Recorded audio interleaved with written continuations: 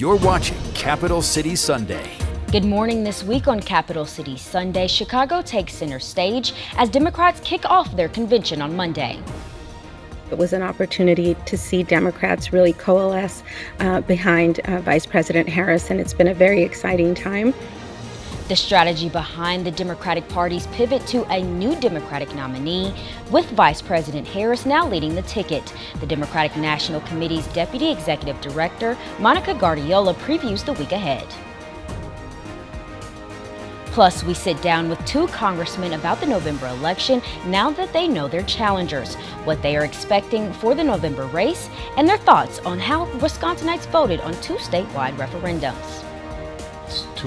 Plus, we're talking with a political strategist about what's next for Republicans after key national and local races in the Wisconsin primary. Good morning, I'm Darielle Fair. Eyes will once again be on the Midwest ahead of the Democratic National Convention that kicks off on Monday. Republicans attempting to still make their presence known in battleground Wisconsin.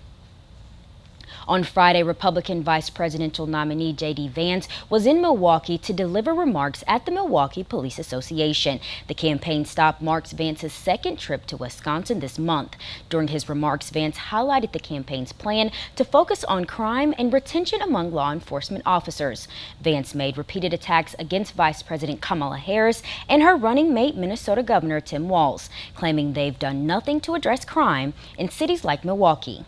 We need to make it clear that we want good people, we want good police officers, we want the very best to join the American police forces all over our country, because unless we have the best people becoming police, public safety is always going to be a fantasy and not a reality. So let's have leaders who support the work of police, not people like Kamala Harris who put the police down and make their life harder. Vice President Harris and Governor Walz are also set to hold a rally in Milwaukee on Tuesday as Democrats gather in Chicago for their national convention. The Harris campaign will host the event at Pfizer Forum, the main site for the Republican National Convention and where former President Donald Trump accepted the Republican presidential nomination last month. The campaign will likely attempt to draw a contrast between the Harris-Walz ticket and Trump and his running mate J.D. Vance. And that convention is now less than 24 hours away. Thousands of delegates across the country will be in Chicago this week. Attendees will hear from three presidents, including Joe Biden, former President Barack Obama, and former President Bill Clinton. Vice President Harris will close out the convention Thursday night, once she is named the Democratic presidential nominee. The convention runs from Monday to Thursday. Joining me on the show this morning is Monica Gaurdiola, Deputy Executive Director for the Democratic National Committee. Monica, thank you so much for joining us on the show this morning. Thank you so much for having me. I'm very excited to be here. Monica, the committee had been planning for President Joe Biden to be the Democratic nominee that was completely upended 3 weeks ago when Biden decided to step out of the race and endorse Vice President Harris. How has the committee changed its strategy for the convention with Harris now leading the Democratic ticket? Was there a change in the lineup of speakers, events? How are you planning to organize in Chicago next week? We are just pivoting. Yes, it was. There have been some changes, but not as many as you can imagine. Our democratic values remain consistent. The values that President Biden set out for us are the same values that Democrats have had for years and will continue to have going forward. A lot of the work was already in progress for our platform committee and various rules committee, and all of that continued. Of course, we had to pivot and change our nominating process very quickly, which I think we did so very quickly, very transparently and openly. And also it was an opportunity to see Democrats really coalesce behind Vice President Harris, and it's been a very exciting time. Lots of work to do. We're all working more than we thought we were, but I think we've transitioned into a great place, and we're excited to be in Chicago and to have delegates and members and the public from all over the country come into Chicago, including Wisconsinites, where it's not so far, and look forward to seeing so many Wisconsinites here in Chicago this upcoming week. Looking ahead to next week, President Joe Biden, former President Barack Obama, and Bill and Hillary Clinton are among the speakers headlining next week's convention. Former President Barack Obama made history his first term in office. What does it mean to have him endorsing Harris ahead of another historical race? I think it is, as always, it just goes to show the caliber of the candidates that the Democratic Party is putting out there. Under Barack Obama, we did great, and to have his endorsement. But it is the same voters that we have been talking to.